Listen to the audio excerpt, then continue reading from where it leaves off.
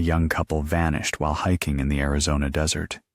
9 months later, a surprising discovery changed everything, turning a presumed accident into a chilling investigation that baffled even seasoned detectives. Stay with us until the very end to uncover the full story, and be sure to subscribe for more true crime mysteries. Let us know in the comments, what city are you watching from? The scorching summer sun beat down relentlessly on the red rock landscape of Sedona, Arizona. It was the second week of June, 2023. The air, thick with the scent of sun-baked earth and distant juniper, shimmered above the winding trails. Ranger Ben Carter, a man whose 40 years had been shaped by the unforgiving beauty of the Southwest, wiped sweat from his brow as he scanned the horizon with practiced eyes. His daily patrol route, usually a solitary journey of observation, held an undercurrent of unease. For the past 9 months, a persistent ghost had haunted these canyons, the disappearance of Liam and Chloe Vance. They had arrived the previous September, a vibrant, optimistic pair from Ohio, drawn by the promise of adventure and the vivid hues of the desert.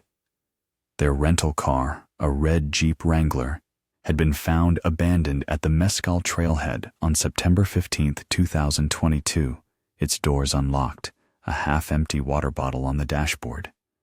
No note, no sign of struggle, just an abrupt cessation of presence. The initial search had been exhaustive, involving dozens of volunteers, helicopters, and canine units, yet the vast, labyrinthine terrain had swallowed them whole. The official conclusion, delivered with heavy hearts, was that the couple had succumbed to the elements, their bodies lost to the unforgiving wilderness. But deep down, a quiet, nagging doubt lingered for Ben. The Vances were experienced hikers, not reckless tourists. Their gear was top of the line, their planning meticulous. Something about their vanishing never quite fit the simple narrative of a hiking accident. Now, with the oppressive heat of early summer, a new phase of the park's operations had begun, a systematic check of less frequented areas, focusing on remote canyons and washes, places rarely touched by human foot traffic. It was a grim task, a final faint hope of recovery, but one Ben approached with unwavering dedication. His gaze drifted towards the distant, jagged peaks, a silent, ancient witness to countless secrets. The desert, he knew, always held its own counsel. Chloe Vance's older sister, Sarah, a meticulous planner by nature and profession, felt the first prickle of unease on a Tuesday evening in late September. The agreed-upon check-in call from Liam and Chloe, set for 7 p.m. Mountain Standard Time, had come and gone without a chime. Sarah, an accountant by trade, lived by schedules and deadlines, and her sister, a graphic designer with an equally organized mind, usually adhered to their pre-arranged communication points with unwavering consistency. Their week-long trip to Sedona was meticulously planned, down to the last detail of trail maps, emergency contacts, and even daily water consumption estimates. Chloe had sent a cheerful text message 3 days prior, a vibrant photo of Liam with a wide grin against a backdrop of sun-drenched red rocks, mentioning their excitement for a long hike to the Devil's Bridge. The message had been brief, just a few words about clear skies and good vibes, typical of Chloe's upbeat demeanor. But now, the silence stretched, growing heavier with each passing minute. Sarah tried Chloe's cell phone first. It rang twice before going straight to voicemail, a pre-recorded message of Chloe's bright, energetic voice inviting callers to leave a message. Then she tried Liam's. His phone also went directly to voicemail after a single ring. A knot began to form in Sarah's stomach, a cold, hard ball of dread that defied the logical explanations she tried to construct. Perhaps they were in an area with no signal, she reasoned, or maybe their phone batteries had died. But both phones? Simultaneously? And why hadn't they borrowed a charger or found a landline, This was uncharacteristic of them. They were responsible, cautious, and acutely aware of the remote nature of the Arizona wilderness. She waited an hour, pacing her small living room in Portland, Oregon. The silence from Arizona was deafening. At 8 p.m., she tried again, her fingers fumbling slightly as she dialed. The result was the same. Voicemail. The knot tightened. Sarah knew, with an icy certainty that defied reason, that something was profoundly wrong. She pulled out the itinerary Chloe had sent her, a color-coded document detailing every planned hike, every campsite, every expected meal stop. Their last listed activity was a sunset hike near Boynton Canyon, followed by a night at a small, eco-friendly lodge on the outskirts of Sedona, before heading back to Phoenix to catch their flight home. Sarah's mind raced through a catalog of potential scenarios, each more unsettling than the last. A twisted ankle, a sudden illness, a wrong turn leading them deeper into the labyrinthine canyons. But none of these explained the complete lack of communication, the ghosting of two people who were so attuned to the safety protocols they had established. She knew the desert could be unforgiving, its beauty deceptive, but Liam and Chloe had prepared. They had trained for months, hiking tougher trails in the Pacific Northwest, carrying all the necessary gear, and studying the terrain. They weren't amateurs. This wasn't a simple misadventure. By 9 p.m., with the Arizona night fully descended, Sarah made the difficult call to the Yavapai County Sheriff's Office. Her voice, usually steady and calm, trembled slightly as she explained the situation to the dispatcher. She provided every detail: the couple's full names, their ages, their last known location, the make and model of their rental car, even the color of Chloe's favorite hiking boots. The dispatcher, accustomed to calls of this nature, listened patiently, but Sarah could hear the slight shift in tone, the subtle increase in urgency in the questions. The initial phase of a missing persons report had begun, and Sarah knew, with a sinking heart, that the long, agonizing wait for answers had just started. The vibrant image of her sister and Liam beaming against the red rocks now felt like a relic from a different, happier lifetime, a stark contrast to the growing void in her own life. The first light of dawn cast long, distorted shadows across the ancient red rocks as Ranger Ben Carter's battered park vehicle crunched along the gravel track leading to the Mescal trailhead. It was just past 5 o'clock in the morning, less than 10 hours after Sarah Vance's distraught call had reached the Yavapai County Sheriff's Office, and the urgency in her voice had resonated deeply within the tightly knit community of park rangers. Sheriff's deputies had already conducted a preliminary check of the area around the trailhead late the previous night, but the darkness had limited their scope. Now, under the burgeoning light, Ben was tasked with a more thorough examination of the couple's last known point of contact. He parked his truck next to a small red Jeep Wrangler, immediately recognizing it from the description Sarah had provided. Its distinctive color stood out against the muted greens and browns of the desert scrub. The vehicle appeared untouched, parked neatly in one of the designated spots, as if its owners had simply stepped away for a brief moment. Ben approached cautiously, his hand instinctively resting on the sidearm holstered at his hip, though the quiet morning air gave no hint of immediate danger. He noted the layers of fine red dust clinging to the Jeep's exterior, suggesting it had been there for at least a day or two. He peered through the driver's side window. The interior was tidy, almost too tidy. A half-empty plastic water bottle sat in the cup holder, beads of condensation still clinging to its surface, a sign that it had been recently used. A crumpled map of the local trails lay on the passenger seat, folded open to a section detailing the Devil's Bridge hike. On the back seat, neatly folded, sat a lightweight day pack, Its presence, unused, struck Ben as particularly odd for experienced hikers.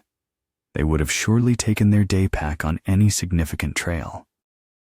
Ben tried the driver's side door. It opened with a soft click. No forced entry, no signs of tampering. He conducted a quick visual sweep of the immediate surroundings, his eyes tracing patterns in the dust. No footprints other than what appeared to be their own, leading directly from the Jeep towards the trailhead and then fading into the hardened earth of the path. The silence of the desert was profound, broken only by the chirping of unseen birds and the whisper of a faint morning breeze.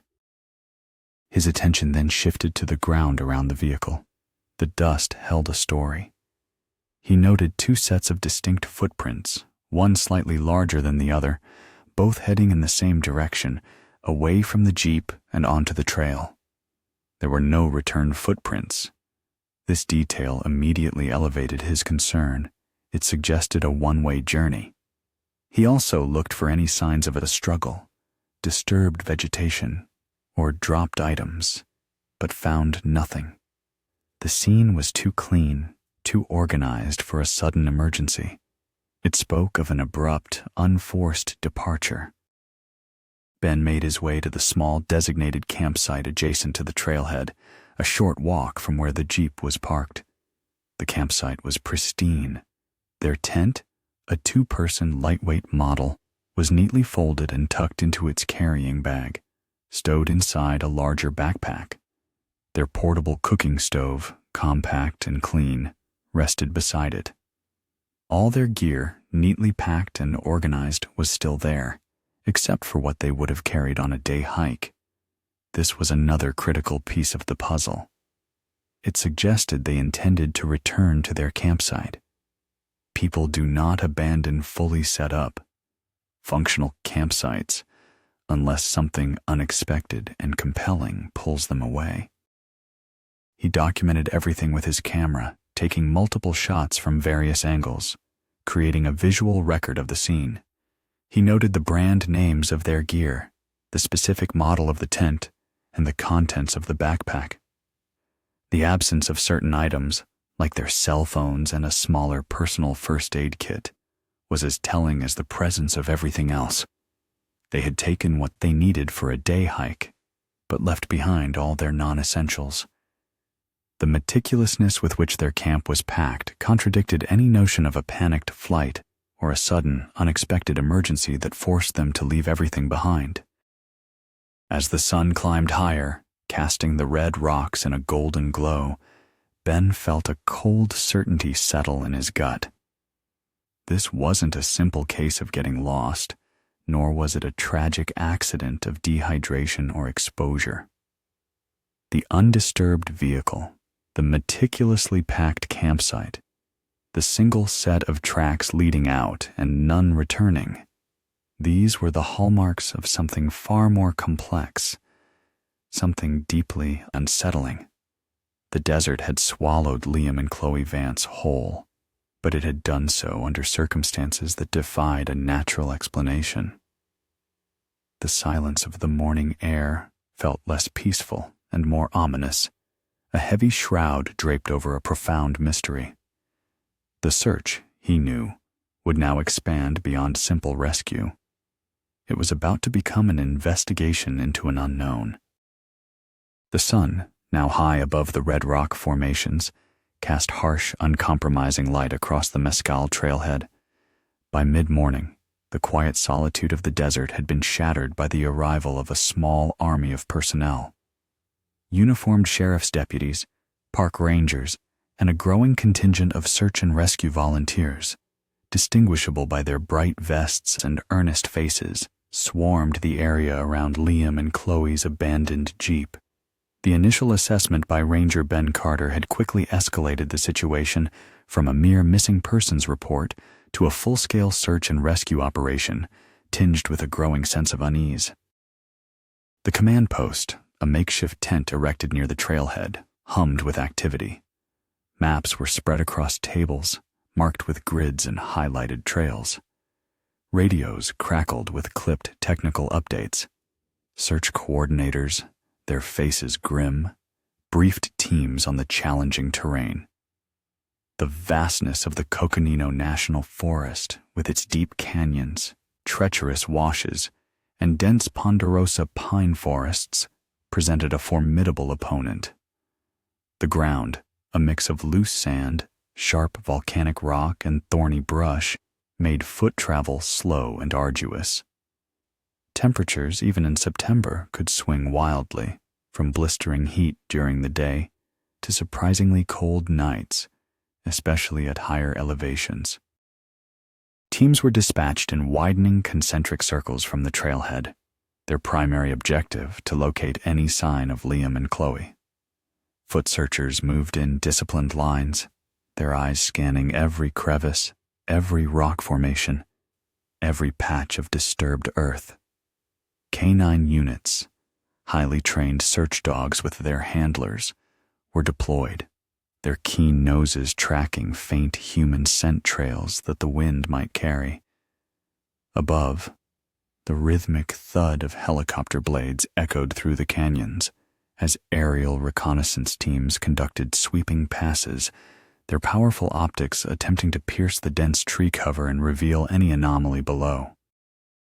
Ranger Carter, a veteran of countless searches, joined one of the ground teams.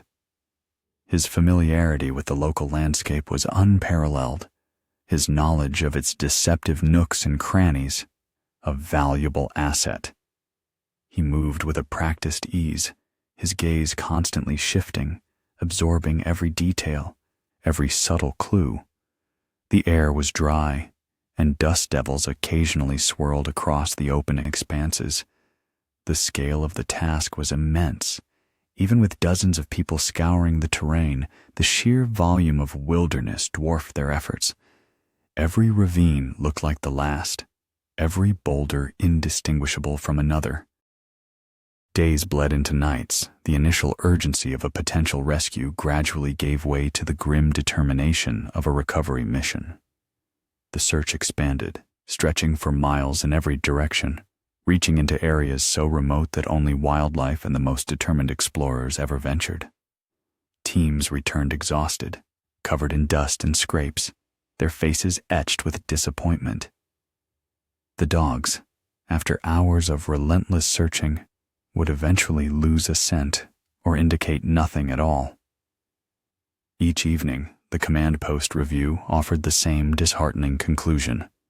No trace. No abandoned gear, no discarded water bottles, no footprints beyond the immediate vicinity of the Jeep. It was as if Liam and Chloe had simply evaporated into the thin desert air.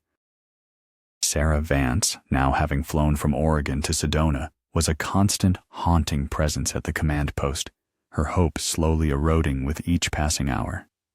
She provided additional photographs of Liam and Chloe, detailed descriptions of their personalities, their habits, anything that might offer a clue. But the investigators, though sympathetic, had little new to tell her.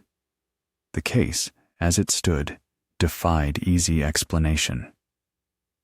The official pronouncement, after 5 grueling days of fruitless searching, was that the couple had been lost to the elements. Without any further evidence, the active search was scaled back, transitioning into an ongoing missing persons investigation. The vast, unforgiving desert had, it seemed, claimed another pair of unsuspecting souls, leaving behind only an empty Jeep, a meticulously packed campsite, and an agonizing void for those left to wonder. The red rocks of Sedona held their silence, guarding their secrets fiercely. 9 months crawled by like a slow, agonizing serpent across the vast, indifferent expanse of the Arizona desert. The relentless summer heat had given way to a surprisingly mild autumn, then a brief, chilly winter. And now, the oppressive warmth of early summer had returned. The case of Liam and Chloe Vance, once a frantic, high-profile search, had gradually receded from the front pages of local newspapers, replaced by newer, more immediate concerns. For the Yavapai County Sheriff's Office, it remained an open file, a frustrating cold case gathering dust on a shelf, reviewed periodically by detectives with little new information to add. For Sarah Vance, however, the passage of time only sharpened the ache of uncertainty, transforming her initial anguish into a dull, persistent pain. She visited Sedona whenever she could, walking the trails her sister had intended to hike, searching for answers in the silent, unforgiving landscape. The desert, a realm of constant, subtle change, had been particularly active during the late spring. A series of unseasonal, powerful windstorms had swept through the region, churning up dust and sand, reshaping dunes, and exposing surfaces long buried.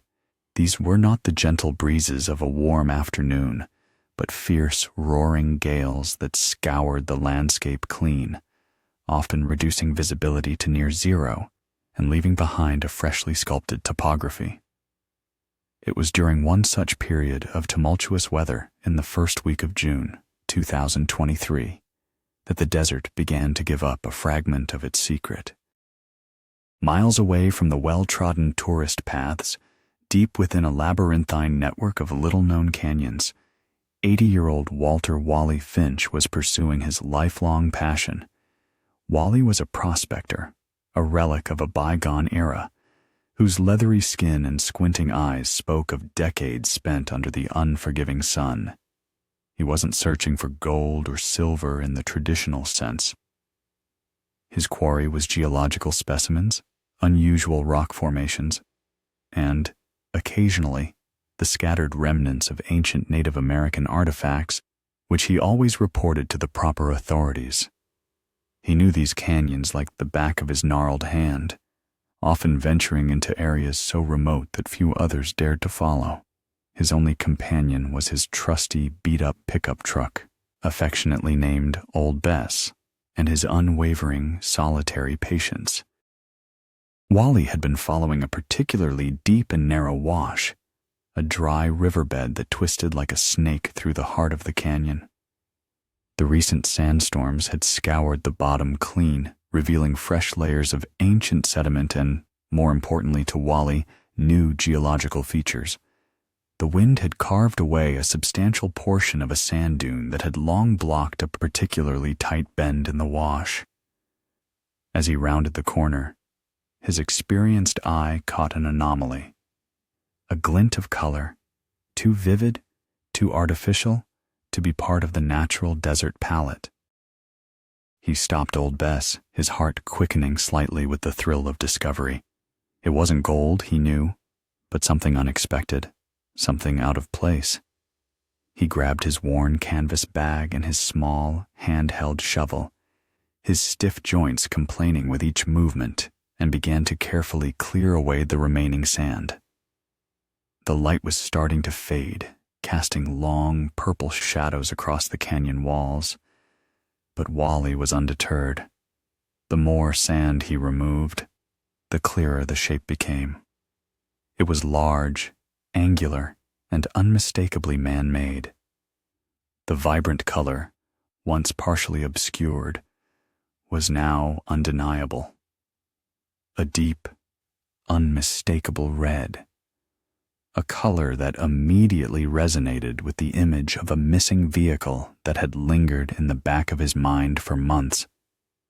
The desert, it seemed, had finally decided to reveal a part of its silent story, and Wally Finch, the solitary prospector, was about to become the unlikely messenger of a chilling truth.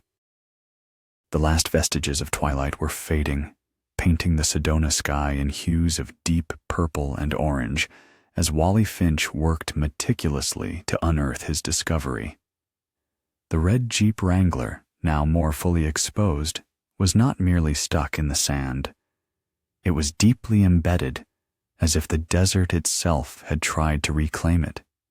Its front end was heavily damaged, the grille smashed inward, and the windshield spiderwebbed with cracks, suggesting a violent impact. This was no ordinary abandonment. This was the scene of something devastating. Wally, despite his age, possessed a keen eye for detail honed by a lifetime of observation. He circled the vehicle, his flashlight beam cutting through the gathering gloom. The passenger side door was ajar, hanging loosely on its hinges, while the driver's side was jammed shut. He noticed that the tires were partially deflated, almost flat, and the once vibrant red paint was now faded and caked with layers of fine dust and grime, making it blend eerily with the surrounding landscape. The heavy sandstorm had acted as both a burial shroud and, eventually, a revealer. Taking a deep breath, Wally shone his light into the partially opened passenger side. The interior was a chaotic mess, a stark contrast to the tidy appearance Ranger Carter had noted at the trailhead months earlier. Personal items were strewn everywhere: a crushed plastic water bottle, a small, mud-caked hiking boot, and what looked like torn fabric from a backpack. The air inside the vehicle was stale, thick with a disturbing, lingering odor that Wally, a man who had spent his life in the wild, instantly recognized as the sickly, sweet scent of decomposition. A cold shiver, unrelated to the cooling desert air, ran down his spine. He carefully pushed the passenger door further open, the hinges groaning in protest.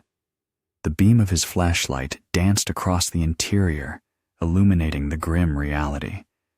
The seats were torn, and the dashboard was smeared with what appeared to be dried, dark stains. His eyes narrowed, focusing on a crumpled object partially hidden beneath the passenger seat. He knelt, his old bones creaking, and reached in, his fingers closing around a small, leather-bound journal. It was mud-splattered and warped, but unmistakable. He knew that Liam and Chloe Vance were avid photographers and often documented their travels in journals. As he pulled the journal out, a smaller, darker object slipped from between its pages and fell to the sandy floor of the Jeep. Wally's flashlight found it. It was a single silver earring, delicate and distinctly feminine, shaped like a tiny desert flower. He had seen a similar earring in a news report photograph of Chloe Vance, worn in her ear. His heart hammered against his ribs.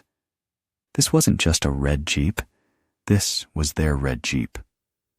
And the condition of its interior, the pervasive smell, and the presence of such personal effects in this remote, unlikely location pointed to a conclusion far grimmer than simply getting lost. He carefully placed the journal and the earring into his canvas bag, his hands trembling slightly.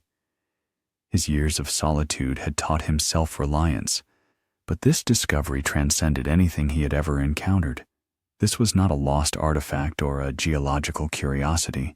This was evidence of a tragedy, possibly a crime, hidden away by the desert for months. The sun had completely set now, and the canyon walls stood like silent, brooding giants, their shadows deepening with the encroaching night. Wally knew he couldn't leave this discovery until it was reported. He backed old Bess out of the wash, his mind already racing with the implications of what he had found. The peace of his solitary life had been abruptly shattered, replaced by the chilling realization that the desert's secret, long buried beneath shifting sands, was finally about to be revealed. The first streaks of dawn, barely piercing the distant eastern horizon, found a convoy of official vehicles winding their way through the rugged canyons. Wally Finch's urgent, somewhat breathless call to the sheriff's office had been met with immediate, decisive action. Sergeant Elena Rodriguez, a seasoned detective with 2 decades on the force, had personally led the response team. Her experience had taught her that calls from reclusive prospectors deep in the wilderness, while sometimes eccentric, often yielded discoveries of profound importance. When the team arrived at Wally's location, the sight of the deeply embedded red Jeep Wrangler confirmed his report. The vehicle, caked in months of sand and grit, looked like a relic of a forgotten time. Sergeant Rodriguez, a woman whose calm demeanor belied a sharp, analytical mind, took charge immediately. The area was secured, a perimeter established, and a forensic team, already en route, was given an updated ETA. Wally Finch, still visibly shaken, but now more lucid, recounted his discovery to Sergeant Rodriguez, pointing out the specific location of the journal and the earring. The forensic technicians, arriving shortly after sunrise, began their meticulous work. The scene was treated as a potential crime scene, every detail scrutinized, every piece of evidence catalogued. Dr. Aris Thorne, the lead forensic anthropologist for the regional office, a man known for his painstaking precision, was the first to approach the damaged Jeep. His gaze, accustomed to dissecting scenes of human tragedy, swept over the vehicle's exterior and into its chaotic interior. The level of damage to the front of the Jeep was significant, far beyond what a simple off-road accident might cause. The crumpled hood, the shattered windshield, and the bent frame suggested a high-speed, head-on impact, yet there were no corresponding signs of another vehicle or a large, immovable object. It was almost as if the Jeep had collided with the ground itself, but the angle and force seemed disproportionate. Inside the vehicle, the pervasive odor of decomposition was stronger now that the door was fully open, a grim confirmation of Wally's initial assessment. Dr. Thorne noted the extensive debris, including mud and vegetation that appeared out of place for a vehicle found in a dry wash. He meticulously collected samples of soil and plant matter, paying particular attention to their presence within the vehicle's cabin. The mud-splattered journal and the earring were carefully bagged and labeled for later analysis.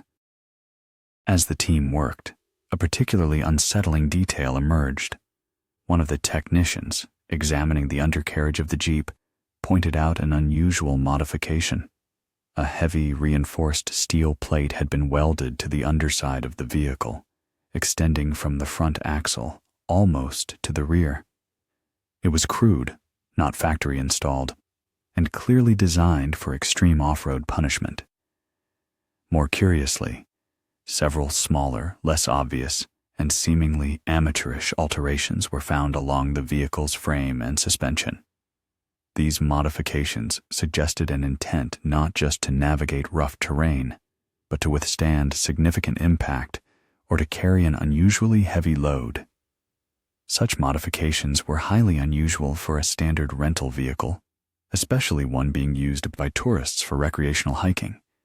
It hinted at a deliberate preparation for something beyond ordinary desert exploration. The lack of any obvious signs of human remains within the immediate vicinity of the Jeep was also puzzling, given the strong smell. It suggested either that the bodies had been moved or that whatever had caused the pervasive odor was no longer present. The absence of a clear narrative, the contradiction between the initial lost hiker theory and the grim reality of the damaged vehicle, began to paint a far more complex and disturbing picture for Sergeant Rodriguez. The recovery of the red Jeep Wrangler had indeed confirmed a connection to Liam and Chloe Vance, but it had also opened a Pandora's box of questions, turning a cold case into a chilling, active mystery that hinted at something far more sinister than a simple accident in the vast, unforgiving Arizona desert. The desert, it seemed, had revealed the first piece of a deeply unsettling puzzle. The recovery of the red Jeep from the deep wash was a painstaking process, requiring specialized equipment and several hours. Once extracted, the vehicle was carefully loaded onto a flatbed truck and transported to the Yavapai County Sheriff's Forensic Garage, a secure facility where it could be thoroughly dismantled and examined in a controlled environment. Sergeant Rodriguez personally oversaw its arrival, the metallic tang of dried blood and decay still lingering faintly in the air around the vehicle. Inside the sterile, brightly lit garage, Dr. Aris Thorne and his team began their meticulous examination. The Jeep became a jigsaw puzzle of evidence, each component a potential clue. They systematically removed seats, lifted floorboards, and stripped away interior panels, searching for anything that might shed light on Liam and Chloe's fate. The signs of struggle noted earlier were even more pronounced under the harsh forensic lights. There were deep gouges in the plastic trim near the passenger door, inconsistent with normal wear and tear, and fragments of what appeared to be human hair caught in the torn fabric of the driver's seat. The dark, dried stains on the dashboard and upholstery were confirmed to be blood, though initial testing revealed it was not from Liam or Chloe. This immediately introduced a new, chilling dimension to the case. The crude, reinforced steel plate beneath the vehicle was subjected to closer scrutiny. It was not a factory option, nor a common aftermarket modification for recreational off-roading. The welds were rough, indicating a hurried, almost desperate installation. Under the plate, Dr. Thorne discovered remnants of a heavy-duty winching cable, frayed and broken, suggesting it had been under immense strain. This hinted at the Jeep having been deliberately pulled or dragged through incredibly difficult terrain, far beyond typical hiking paths. The presence of dried, caked-on mud, unlike the fine red dust of the desert floor, further supported this theory, indicating travel through a significantly wetter environment, possibly a seasonal creek bed before its final resting place in the dry wash. It was one of the younger technicians, a sharp-eyed specialist named Benji, who made the critical discovery. While meticulously removing debris from under the dashboard, he located a small, impact-damaged device wedged tightly beneath the steering column. It was a standalone GPS unit, not the built-in navigation system, and its casing was cracked, its screen shattered. The brand was a popular, rugged model favored by serious hikers and off-road enthusiasts for its advanced mapping capabilities and long battery life. Despite the visible damage, there was a chance its internal memory could still hold valuable data. The unit was carefully packaged and sent to the department's digital forensics lab. The process of data extraction was delicate, requiring specialized tools and software to bypass the physical damage. It took nearly 24 hours, a tense period of waiting for Sergeant Rodriguez and her team, before the lab reported a breakthrough. Despite the shattered screen and cracked casing, the GPS's internal memory chip was largely intact. The extracted data painted a startling picture. The unit contained a detailed log of the Jeep's movements, far beyond the initial, expected routes around Sedona. After leaving the Mescal trailhead, instead of heading towards the Eco Lodge or Phoenix, the Jeep had veered sharply off the main roads, taking a series of increasingly remote, unpaved tracks. The recorded path led deep into a less-traveled section of the Coconino National Forest, through terrain so rugged and isolated that it rarely saw human activity. The final destination recorded by the GPS was not a designated campsite, not a hidden trail, but a specific set of coordinates leading to a secluded, unregistered property miles away from any known habitation. It was a location so remote, so deliberately out of the way, that it defied any logical explanation for Liam and Chloe Vance to have been there by choice. The digital ghost of their journey had finally revealed a terrifying, unexpected truth. Their disappearance was not an accident in the wilderness, but a calculated diversion into an unknown, sinister territory. The coordinates extracted from the damaged GPS unit pointed to a parcel of land in a forgotten corner of Yavapai County, miles from the nearest paved road and even further from any substantial town. It was an area known to locals as the Barrens, a rugged, sun-baked landscape characterized by sparse vegetation, ancient, gnarled mesquite trees, and an unsettling quiet. The property itself was 20 acres of undeveloped land, officially registered to a man named Silas Thorne, a name that raised no flags in any conventional criminal database. Sergeant Rodriguez, accompanied by Ranger Ben Carter, undertook a preliminary reconnaissance of the area. They approached cautiously, their unmarked vehicle kicking up plumes of red dust as they navigated the increasingly primitive dirt tracks. The landscape became more desolate with every mile, the sparse occasional structures giving way to nothing but raw, untamed wilderness. The air, already dry and hot, seemed to grow heavier with a sense of isolation. As they neared the coordinates, a crude, hand-painted sign nailed to a leaning wooden post marked the property line. Private, no trespassing, keep out. The message was stark, almost aggressive, perfectly suited to the inhospitable surroundings.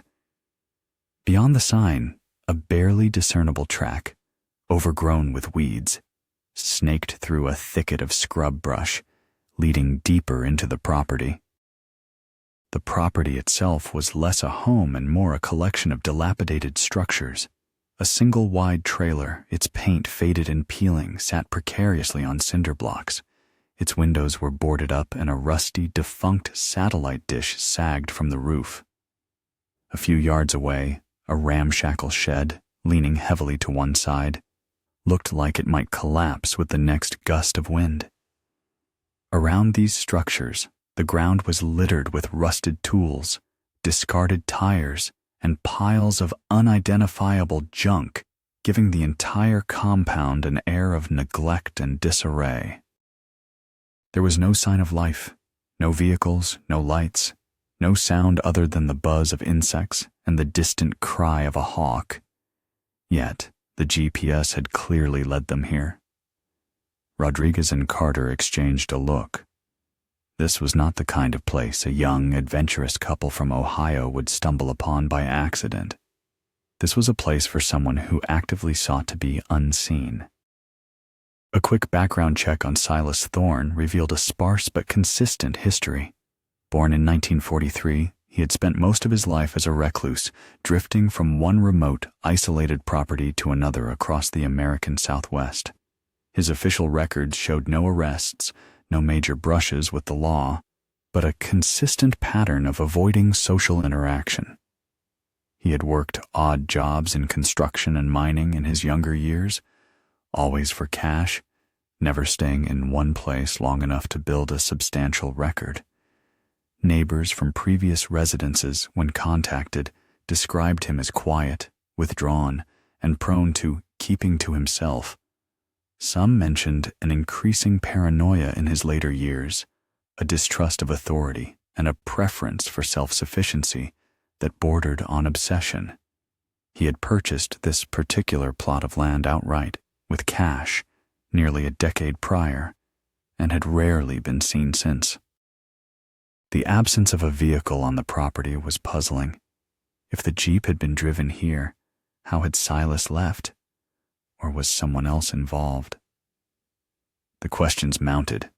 The crude modifications to the underside of Liam and Chloe's Jeep, the mysterious blood found within, and now, this remote, unsettling location.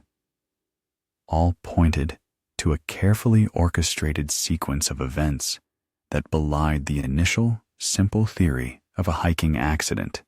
This was a controlled environment, a place where secrets could be buried as easily as the desert sand.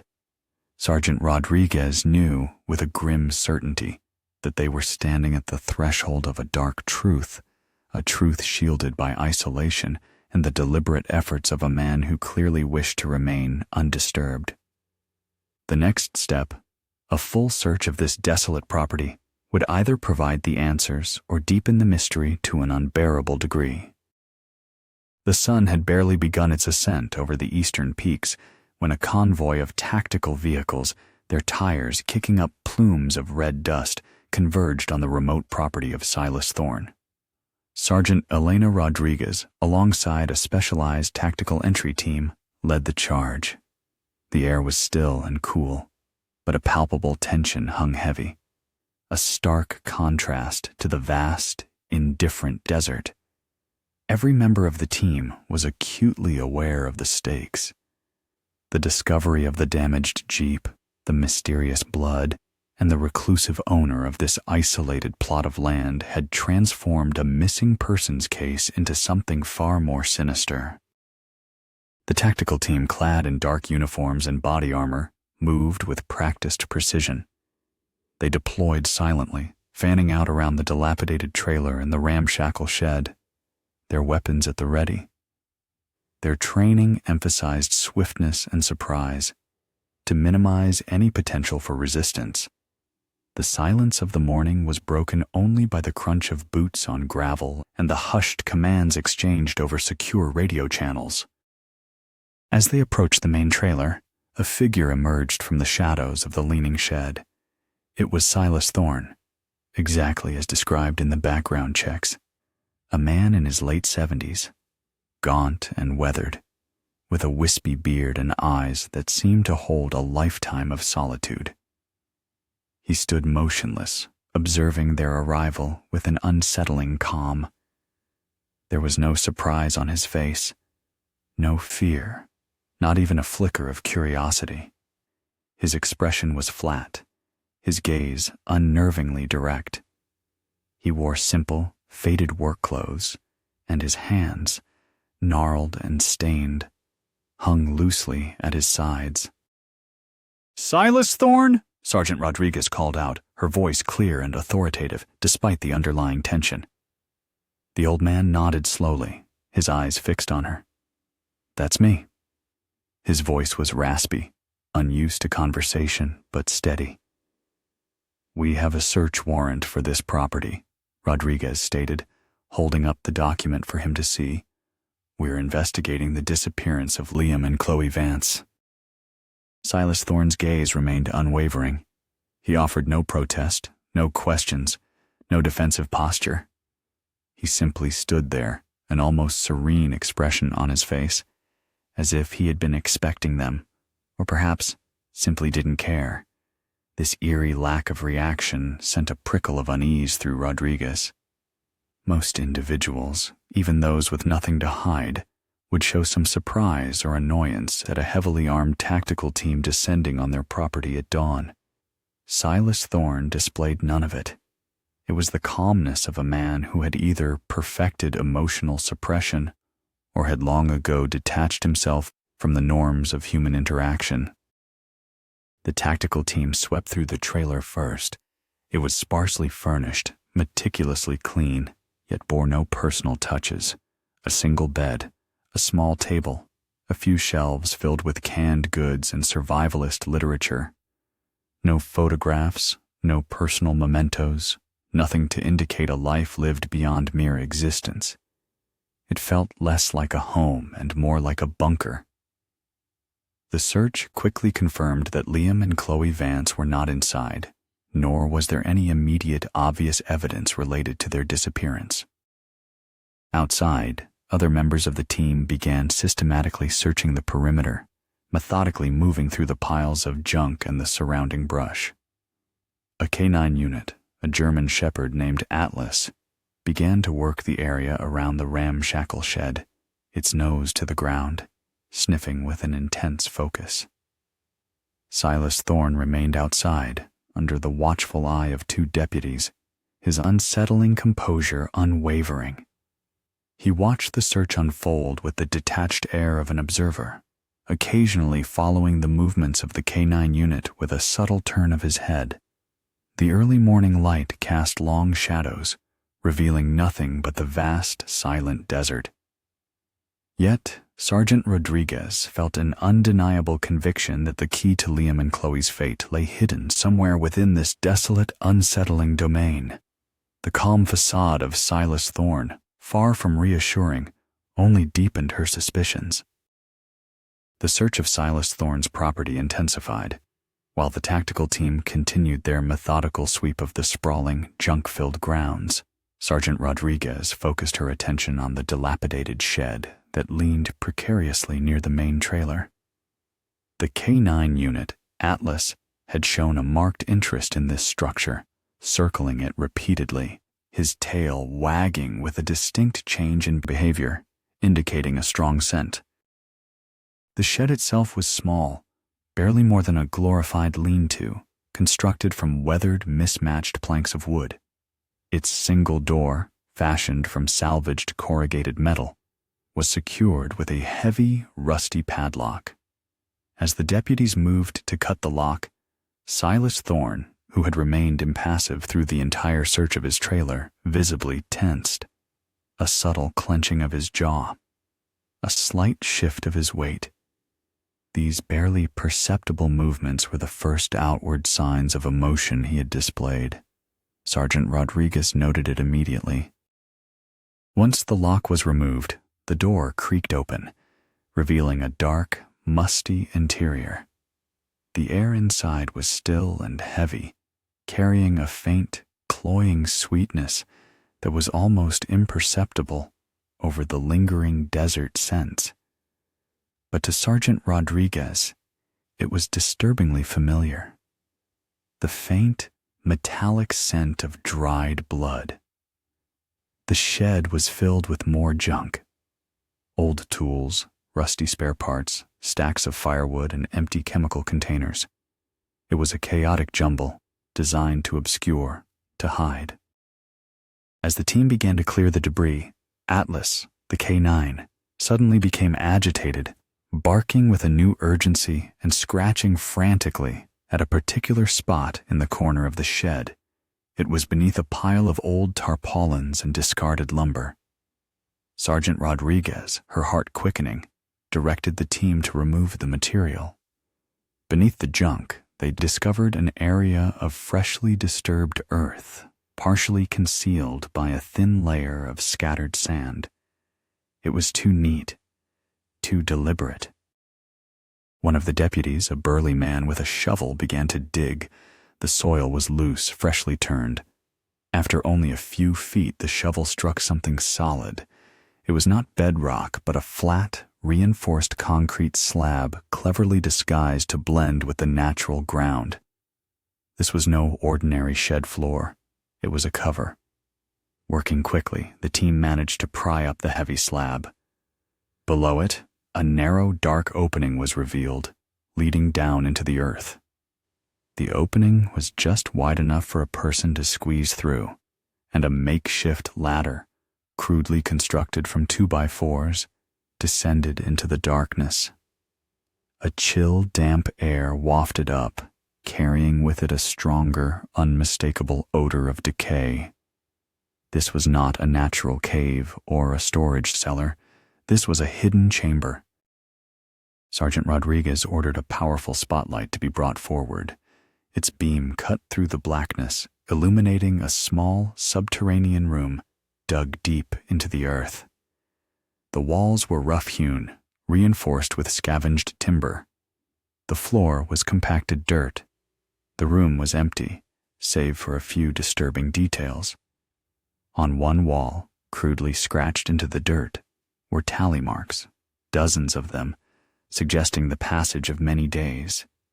In a corner, a single, rusty metal bucket sat, half filled with what looked like dried food remnants. And on the floor, in the very center of the chamber, was a dark, prominent stain, almost perfectly circular, its color deep and oxidized, unmistakably blood. The sheer size of the stain indicated a significant volume. Dr. Eris Thorne, who had arrived on scene shortly after the shed was opened, descended into the chamber with his forensic kit. His initial assessment was grim. The stain was old, but clearly human blood. The temperature and humidity of the chamber had preserved it, preventing total degradation. He also noted faint scratch marks on the timber walls and the dirt floor, consistent with someone having been confined there for an extended period, perhaps trying to escape.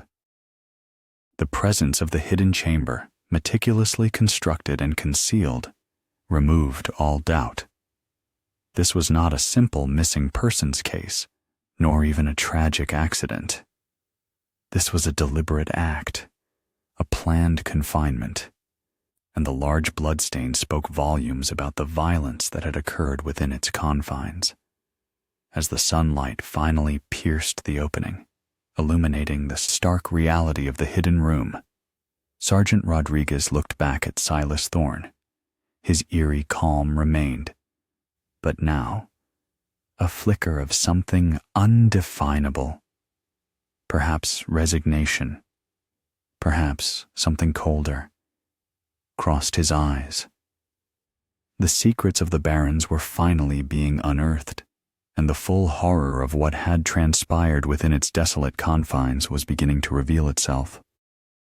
The stark reality of the hidden chamber, with its unsettling bloodstain and crude tally marks, shattered Silas Thorne's composed facade. As Dr. Eris Thorne meticulously collected samples from the chamber floor, Sergeant Rodriguez turned back to Silas, her voice now devoid of any pretense of politeness. The evidence was irrefutable.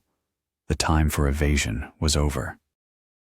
Silas, the blood in that room, the hidden chamber, it points to something far more than just trespassing, Rodriguez stated, her gaze unwavering. We know Liam and Chloe Vance were here. We know something happened. Silas Thorne's eyes, which had been so flat and expressionless, finally betrayed a flicker of something akin to fear, quickly masked by a deep-seated resentment. He shifted his weight, his gaze darting momentarily to the ground. After a long, agonizing silence, he began to speak, his voice a low, raspy murmur, barely audible over the distant hum of the forensics equipment. He started with the day Liam and Chloe arrived. He claimed they had trespassed onto his property, somehow veering off the main trails and stumbling upon his secluded haven. He described them as intruders, their presence an unbearable violation of his carefully constructed isolation. He recounted a confrontation, fueled by his paranoia and deep-seated distrust of outsiders. He claimed Liam had reacted aggressively, threatening him, and that the ensuing struggle was an act of self-defense. He described a brief, violent altercation, a moment of panic that ended with Liam falling, striking his head on a rock. Silas insisted it was an accident, a tragic consequence of an unwanted intrusion. He then admitted to burying Liam's body deeper in the remote canyons, camouflaging the grave with rocks and brush, explaining that he feared being accused of murder if he reported the incident. He believed no one would understand his need for solitude, his right to be left alone. His confession regarding Liam was delivered in a monotone, almost rehearsed manner, as if he had replayed the scenario countless times in his mind, perfecting his justification. But then, Sergeant Rodriguez pressed him on Chloe. Where was she? Why was she not mentioned in his account of the struggle? The moment she uttered Chloe's name, Silas Thorne's composure finally cracked. His eyes widened slightly, and a subtle tremor ran through his hands. The initial flicker of fear transformed into a deeper, more chilling emotion, a cold, calculating resolve. He hesitated, a long, agonizing pause stretching between them. Then, in a voice that was barely a whisper, he revealed the terrifying truth about Chloe Vance. He confessed that Chloe had not been part of the initial struggle with Liam. She had witnessed the aftermath, had seen Liam's body, and had screamed, terrified of being discovered, of his isolated world being exposed. Silas had subdued her. He admitted to dragging her into the hidden chamber beneath the shed, securing the concrete slab over the opening. He kept her there, he explained, to wait it out, to let the heat die down, to ensure she couldn't report him. He believed that if he released her, his solitary existence would be irrevocably shattered. He described a period of days, possibly weeks, though he was vague on the exact timeline, during which Chloe was confined in the dark, damp space. He fed her meager rations and provided water, but denied her any means of escape or communication. He claimed she grew weaker, her initial pleas turning into desperate whispers, then eventually to silence. He said he found her unresponsive one morning. He attributed her death to dehydration and starvation, a consequence of her confinement, He maintained a chilling detachment as he described carrying her body out under the cover of night, burying her in a different, even more remote location within the vast, silent desert. He believed, with an almost delusional certainty, that by separating them, by burying them in different, unmarked graves, he had ensured his secret would remain forever hidden. The confession was a horrifying narrative of paranoia, isolation, and ultimately, calculated cruelty. It painted a picture of a man driven by a pathological need for solitude, a need so profound that he was willing to commit unimaginable acts to preserve it. The desert, which had been the silent witness to Liam and Chloe's adventure, had become the unwilling accomplice to their tragic demise, holding their secrets until the shifting sands finally began to reveal the dark truth. The search for answers had reached its grim conclusion, but the emotional toll on all involved was just beginning. The confessions of Silas Thorne, delivered in that chillingly calm monotone, set in motion a grim but necessary final phase of the investigation. Under the scorching Arizona sun, search teams, guided by Silas's vague but precise directions, fanned out across the vast, unforgiving landscape. The task of locating Liam and Chloe Vance was a painstaking one, made more challenging by the months that had passed. The shifting sands, and the deliberate efforts Silas had made to conceal their final resting places. Liam Vance's remains were discovered first, buried shallowly beneath a cluster of large weathered boulders in a remote wash almost 2 miles from Silas Thorne's property. The medical examiner confirmed the cause of death, consistent with blunt force trauma to the head, aligning with Silas's claim of a fall. The condition of the remains, however, spoke of a body left to the elements for many months, a skeletal testament to the violence that had ended his life. The search for Chloe was even more arduous. Her burial site, as described by Silas, was deeper, further away, and deliberately chosen for its inaccessibility. After 3 days of relentless searching, a team finally located her remains in a narrow, almost hidden ravine, several miles south of Silas's property. Her body, severely decomposed but identifiable through dental records and remaining personal effects, showed no signs of external trauma consistent with a struggle or injury. The cause of death, confirmed by the medical examiner, was attributed to dehydration and exposure, a horrific culmination of her prolonged confinement and subsequent abandonment. The discovery brought a profound, if agonizing, sense of closure. Silas Thorne was formally charged with 2 counts of first-degree murder, one for the intentional killing of Liam Vance, and another for the felony murder of Chloe Vance, whose death was a direct consequence of his act of kidnapping and unlawful imprisonment. He was also charged with kidnapping and tampering with evidence. Faced with an insurmountable mountain of forensic evidence, the blood in the hidden chamber, the GPS data, the modified Jeep, and the recovered remains, compounded by his own detailed confessions, Silas Thorne offered no defense. In a quiet, unadorned courtroom, he pleaded guilty to all charges. In court, Silas Thorne remained largely impassive, a hollowed-out figure who seemed to exist in a world entirely of his own making. He was a man who had retreated from society so completely that the accidental intrusion of 2 innocent lives became a profound threat, prompting a monstrous response. The judge, in delivering the sentence, spoke of the chilling premeditation and the callous disregard for human life. Silas Thorne was sentenced to life in prison without the possibility of parole, condemned to spend the remainder of his days in a different kind of isolation, one of concrete and steel rather than the trees and silent vastness of the Arizona desert. The case of Liam and Chloe Vance was officially closed, yet the resolution brought no real peace. For Sarah Vance and the other grieving family members, The final horrific details of their loved one's last months and days were a new and profound trauma layered upon the grief of their initial loss. They had found answers, but those answers were devastating. The vibrant, adventurous young couple, who had traveled to Arizona seeking beauty and shared experiences, had instead found themselves at the darkest corner of the human psyche. Their story became a cautionary tale whispered in the small towns bordering the desert, a chilling reminder that even in the most breathtaking landscapes, the deepest terrors can lie hidden, born from one man's profound paranoia and self-imposed isolation.